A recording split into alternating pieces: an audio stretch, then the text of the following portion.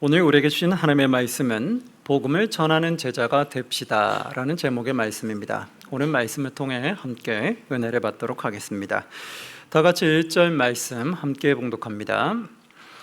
예수께서 그의 12제자를 부르사 더러운 귀신을 쫓아내며 모든 병과 모든 약한 것을 고치는 권능을 주시니라. 아멘.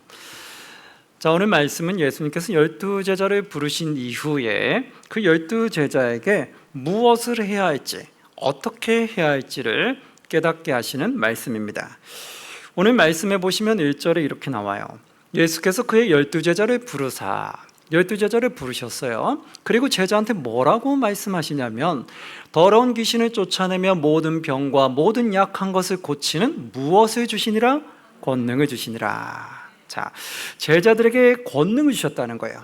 그 말은 뭐냐면 귀신을 쫓아내는 거나 병을 고치는 거나 또 다른 여러 가지 은사들은 다 누가 주셔야 된다는 걸 깨닫게 하는 거예요? 하나님 주셔야 된다. 지금 내가 가지고 있는 여러 가지 은사들이 있어요. 여러분들이 각각 가지고 있는 은사들은 다양할 거예요. 근데 그 은사들은 누가 주신 걸까요? 하나님이 주신 거죠. 그럼 하나님 그 은사를 왜 줬는지를 우리는 파악을 해야 되는 거죠.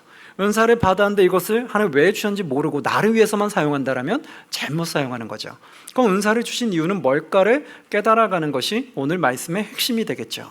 자, 2절에서 4절에 보면 12제자 명단이 나와요. 2절에 이렇게 나오죠. 12사도의 이름은 이러하니 베드로를 하는 시몬을 비롯하여 그의 형제 안드레와 세베대 아들 야고보와 그의 형제 요한. 3절에 보면 빌립과 바돌로메, 도마, 세리마테, 알페의 아들 야고보와 다데오. 4절에 보면 가나나인 시몬 및 가룟 유다, 곧 예수를 판 자라. 자, 12명의 제자 이름이 있었어요. 근데 12명의 제자의 직업과 배경을 살펴보면 훌륭한 직업을 갖고 있는 사람이 없었어요. 그리고 똑똑한 지식을 갖고 있는 사람도 없었어요. 대다수가 어부 출신이라서 못 배우고 무식하고 잘 모르고 화도 잘 내고 이런 성격이었어요. 그러면 왜 예수님은 이러한 성격인데 이러한 성격을 제자로 뽑은 이유는 뭘까요? 이왕이면은 학벌도 좀 높고 지식도 월충하고 뭔가 뛰어나고 많은 은사를 가진 사람들을 제자로 뽑으면 활용하기가 참 좋을 텐데 그런 은사도 별로 없고 학식도 별로 없고 지식도 별로 없는 그러한 자를 제자로 뽑은 이유는 뭘까요? 그것은 여러 가지 두 가지를 볼 수 있는데 첫 번째는 예수님은 우리를 주님의 제자로 부르시는 데 있어서 학벌이나 능력을 보지 않는다는 거예요. 그건 우리에게 위안이 되겠죠. 내가 많은 걸 못 배우고 많은 걸 갖지 않아도 하나님은 누구든지 제자로 부르신다라는 그것 때문에 우리는 문턱이 낮기 때문에 구원받을 수 있는 문턱이 너무나 낮기 때문에 너무나 감사할 수 있어요. 두 번째는 뭐냐면 그런 능력 있는 사람을 뽑는 것이 아니라 능력이 부족한 자를 뽑은 이유는 능력은 누가 주실 수 있기 때문에 그럴까요? 하나님 주실 수 있기 때문에 그런 거예요.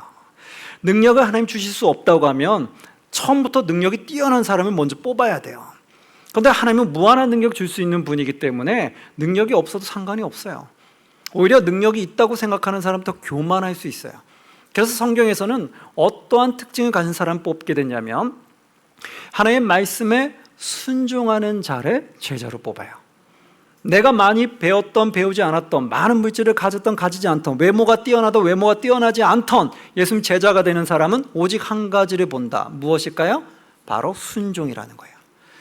예수님을 나의 구주로 영접하고 예수님 말씀에 순종하고자 하는 마음이 있느냐 없느냐에 따라서 순종하고자 하는 마음이 있는 자는 제자로 쓰임을 받고 순종하고자 하는 마음이 없는 자는 제자로부터 버림을 받게 된다는 거예요. 그럼 우리는 예수님이 제자가 된 이후에 예수님 말씀에 순종하고자 하는 마음이 있으십니까? 아멘.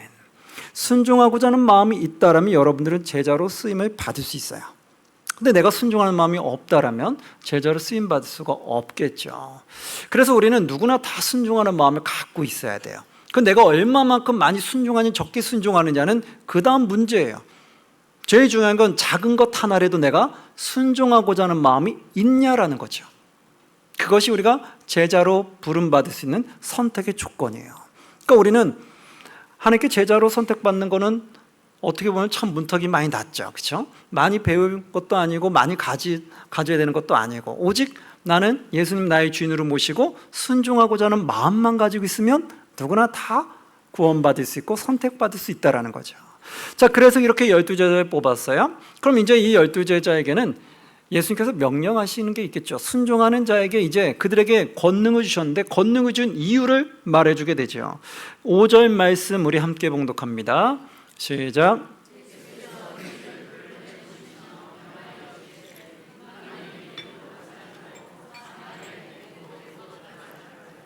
아멘. 자, 이제 12제자를 부르시고 능력을 준 이유를, 수많은 은사들을 준 이유를 설명해 주고 있어요.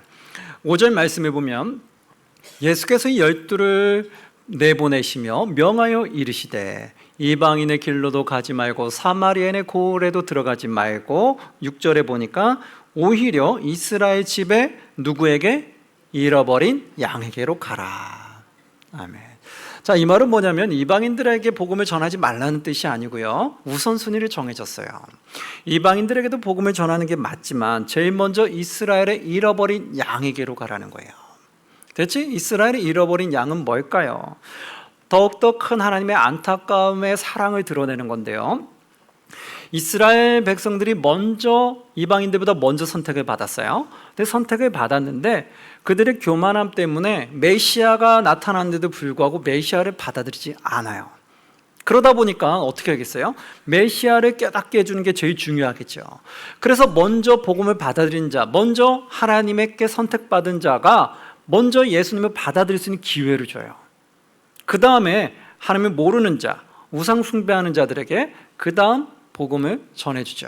우리가 조금 쉽게 말해볼게요. 우리가 지금 일상생활에 있는 데 있어서요, 신앙생활을 예전에 했다가 안 하시는 분이 주변에 있을 수 있죠. 초등학교 때 어렸을 때는 교회를 다니다가 지금 무슨 이유 때문인지 무슨 사정 때문인지 신앙생활을 안 하고 계시는 분들이 있죠.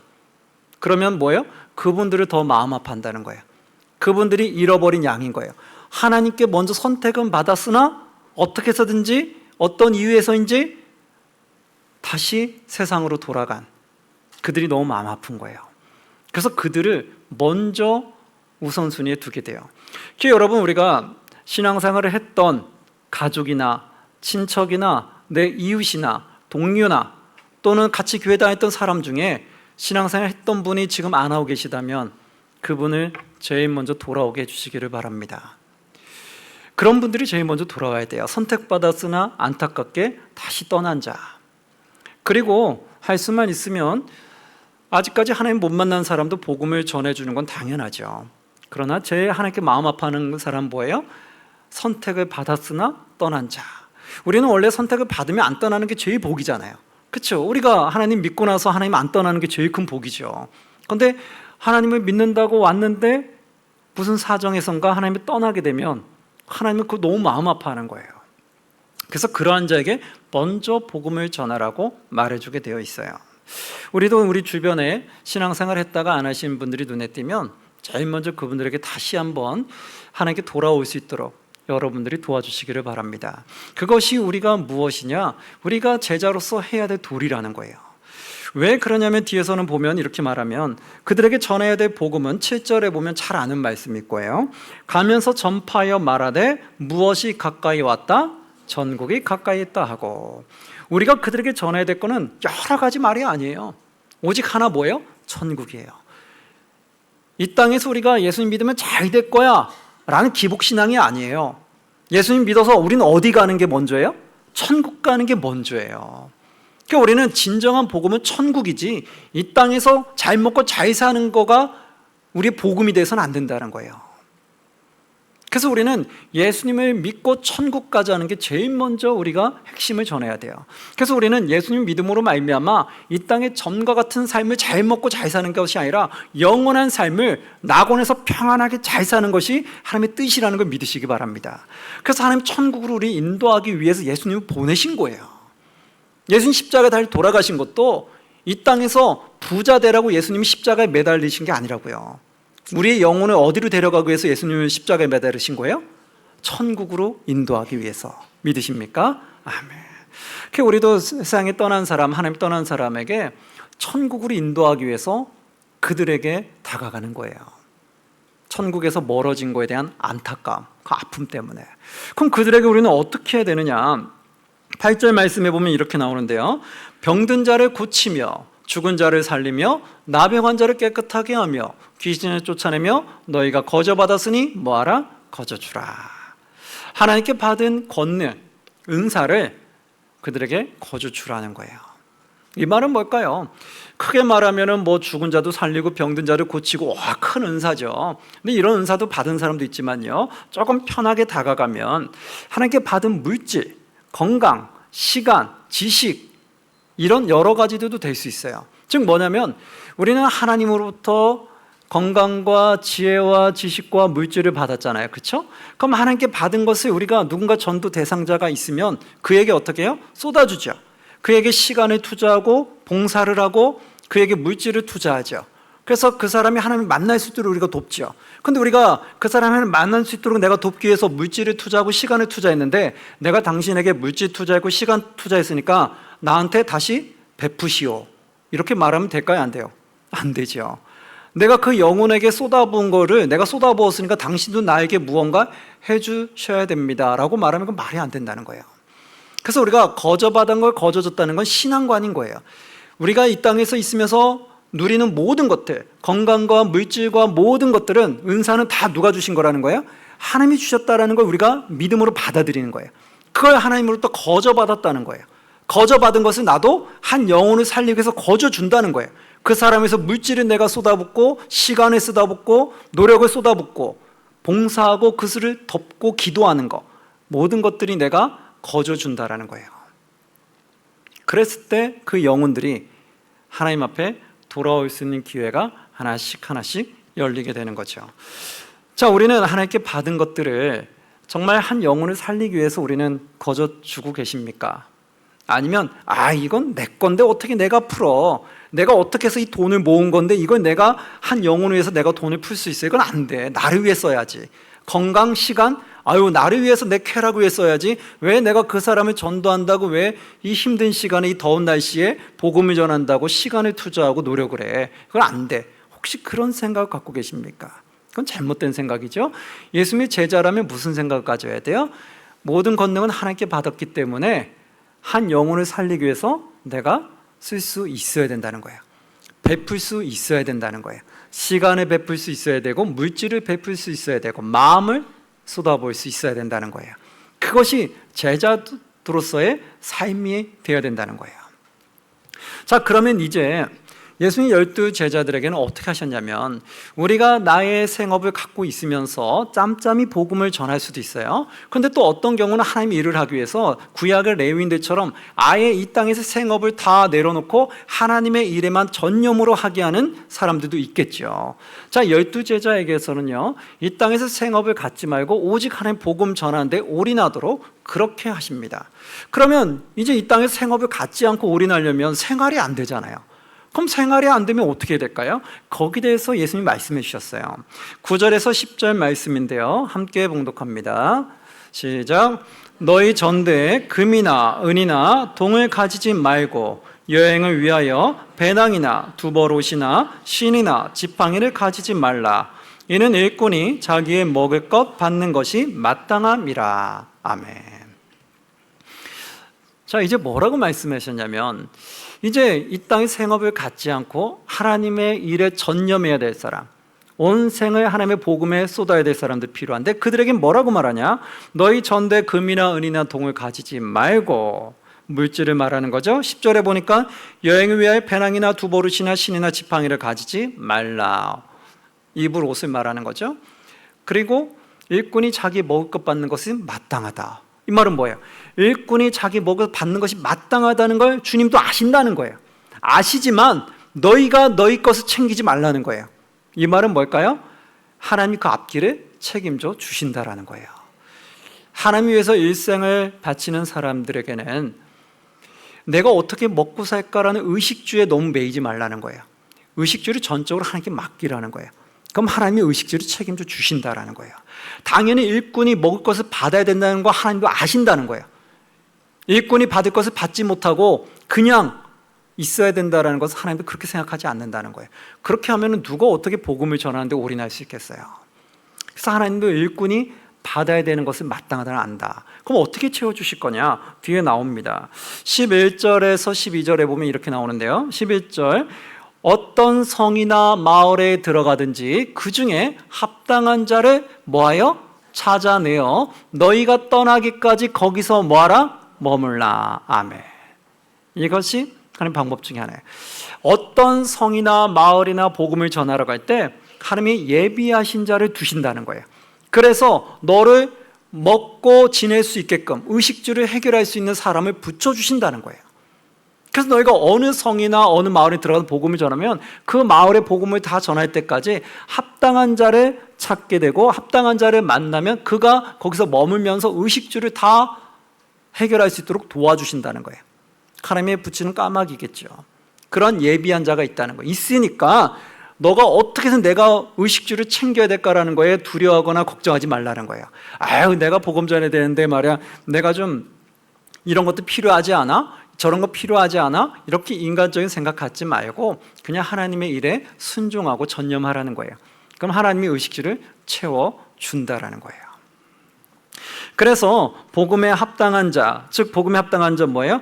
하나님의 말씀을 받아들여서 하나님의 말씀에 순종하고자 하는 자들이겠죠. 그러한 자들은 이렇게 복음 전환에 올인하는 자가 생활하는데 어려움 없도록 또 서포트하고 도와주는 게 필요하겠죠. 그것이 하나님의 섭리이기 때문에 그래요.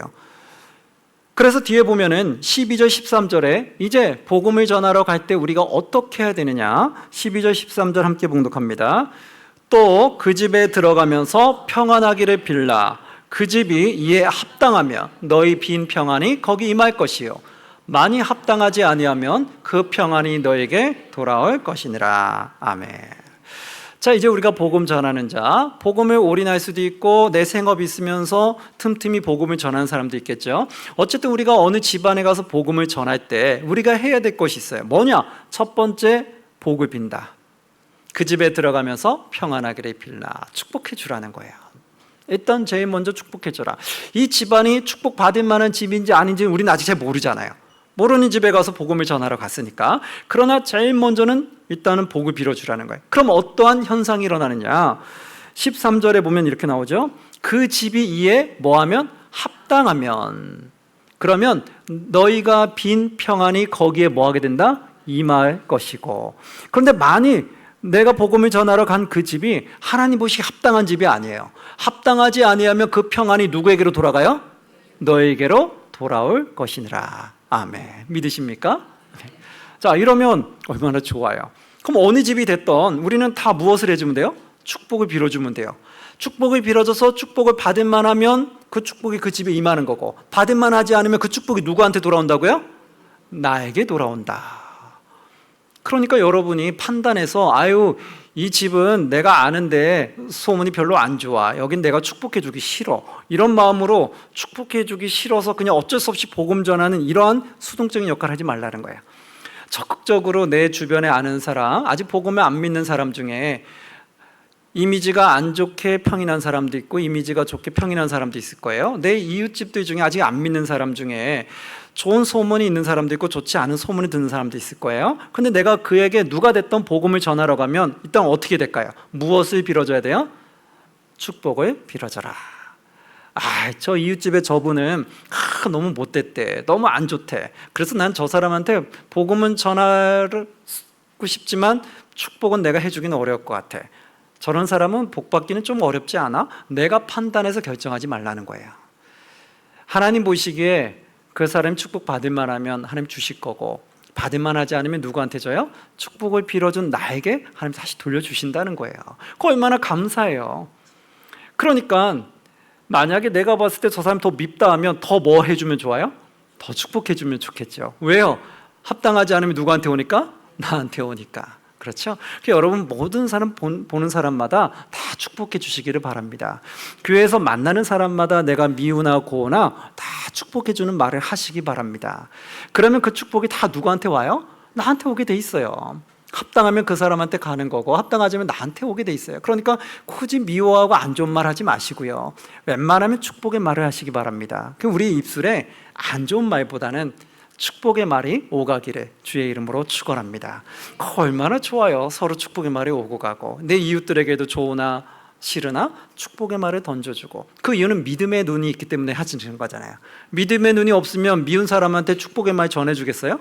안 전해주고 싶죠. 믿음의 눈이 있으면 나한테 돌아온다는 믿음이 있으니까 마음껏 축복해 줄 수 있는 거예요. 그것이 은혜스럽고 기쁘고 평안하지 않겠습니까? 자, 그렇다면 이제 우리가 이렇게 좋은 마음으로 예수님 제자가 돼서, 예수님도 우리에게 복음을 전하기 위해서 십자가를 지시고 이 땅에 오셨잖아요. 그럼 우리도 이제 그 사명을 감당해서 복음을 전해야 되잖아요. 근데 그 복음을 전하는 데 있어서 힘들게 우리는 전하고, 하나님께 거저 받은 거 거저 준다고 하지만 이것도 믿음의 눈이 있지 않고서는 이렇게 퍼주는 게 쉽지 않잖아요. 근데 그런 헌신을 했는데도 복음을 받아들이지 않은 자는 나중에 어떤 결과가 생길까요? 14절 15절인데요 우리 함께 봉독합니다. 시작.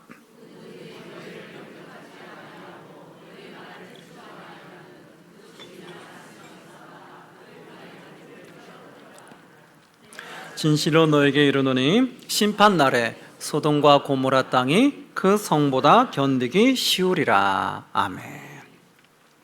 자, 이런 안타까움이 있어요. 우리는 사랑하는 마음에 하나님이 주신 것, 거저 주신 것 또는 거저 능력, 은사들을 그 복음을 전하기 위해서 그 사람에게 우리는 활용하죠. 헌신하죠.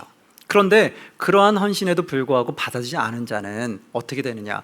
누군지 너희를 영접하지도 아니하고 너희 말을 듣지도 아니하거든. 즉 복음을 전하는 자에게 문전박대해 버리는 거예요. 그냥 받아들이지 않는 거죠. 그리고 말 듣지도 않는 거예요. 복음을 전하여도 말도 듣지도 않는 거예요. 나는 그거 듣기 싫다. 나는 교회에 대한 이야기는 듣고 싶지도 않고 하나님에 대한 이야기도 듣고 싶지 않으니까 돌아가시오 라고 이렇게 돌려보낸 자들, 말을 듣지도 아니하거든 그 집이나 성에서 나가 너의 발의 먼지를 뭐해라? 떨어버리라. 먼지를 털어버리라는 건 무슨 말이에요? 이제 나는 이 집안에 대해서는 하나님이 어떤 심판이 있을지라도 저는 관여하지 않겠습니다 라는 거예요. 나는 전혀 상관이 없습니다. 그럼 털어버리는 거예요. 자, 그러면 그들에게 이제 어떤 심판이 있을까요? 15절에 보면 이렇게 나오죠. 내가 진실로 너에게 이르노니 심판 날에 소돔과 고모라 땅이 그 성보다 견디기가 쉬우리라. 자, 소돔과 고모라가 더 쉬울 정도면 지금 이들 심판받는 날에는 지금 복음을 받아들이지 않는 자는 구약 시대에 있었던 소돔과 고모라보다 더 큰 재앙이 있다라는 거예요. 어떤 더 큰 재앙일까요? 소돔과 고모라는 구약 시대에 하나님을 나의 주인을 모시고 순종해야 되는데 순종하지 않고 타락의 길로 걸어갔죠. 그리고 하나님의 주의 사자들이 가서 복음을 전하려 할 때 오히려 그들을 조롱했어요. 희롱해버렸어요. 그래서 그들은 결국 어떻게 되냐면 불의 심판을 받았어요. 불이 하늘에서 떨어져서 그 성을 다 불살려버렸죠. 전멸시켜버렸어요. 자, 이래 성으로 끝난 거예요. 그러나 이제 신약 이후에 있을 하나님의 심판은 뭐냐면요, 하나님의 복음을 받아들이지 않고 영원한 심판의 세계로 가게 되면요, 영원한 지옥불에는, 거기는 성경에 뭐라고 했냐면 꺼지지 않는 영원한 불이 있다라는 거예요.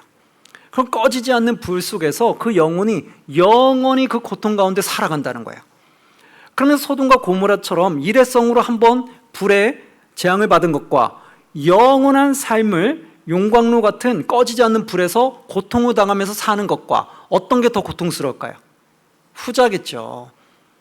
영원히 죽지 않는 가운데서 용광로 같은 뜨거운 불 속에서 계속해서 그 뜨거운 고통 가운데 영원히 살아가는 것이 앞에 소돔과 고모라의 재앙보다 훨씬 큰 재앙이죠.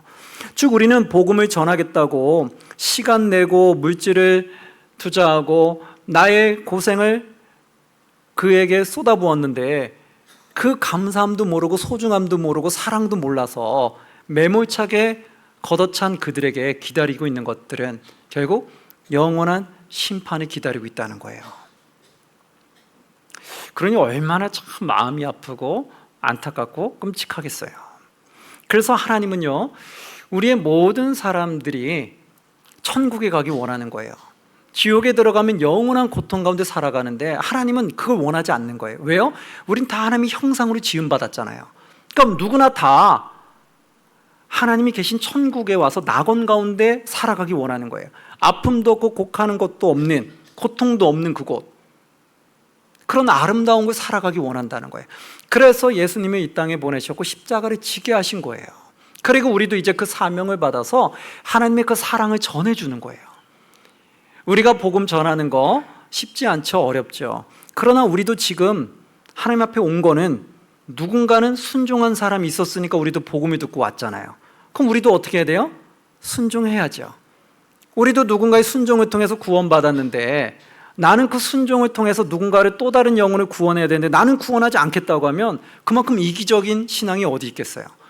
나도 누군가의 희생을 통해서 헌신을 통해서 나도 주님을 영접했는데 그럼 나도 희생과 헌신을 통해서 누군가를 구원해 줘야죠. 왜요? 이것이 하나님의 마음이니까. 우리의 마음이 아니라고요. 내가 싫어서 안 하고 내가 좋아서 하는 그게 아니라고요. 그 결정권은 나에게 있는 것이 아니에요. 하나님에게 있는 거예요. 그래서 하나님이 모든 영혼이 구원받기 원하니까 하나님의 마음을 전해주는 거예요. 그것이 우리의 역할이다.